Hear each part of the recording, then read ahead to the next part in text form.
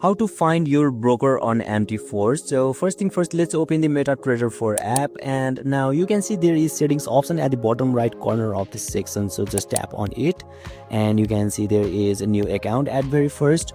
So once you select the new account option, you will be able to see login to an existing account. So just tap on it, and finally you can see there is search bar at very first or at the top. So what you can do is you simply need to search your broker name in here. So let me search, let's say I want to search for Xness. So once you search Xness, you will be able to see lots of options of Xness in here. Now you can select any of them according to your region.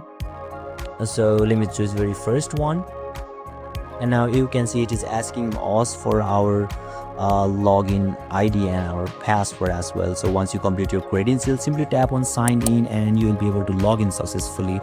And yeah, this is how and this is the process to find your broker in MT4. And if you still encounter any issue during this process, feel free to leave a comment and I'll be happy to assist you. Thank you for watching, and I'll see you next time.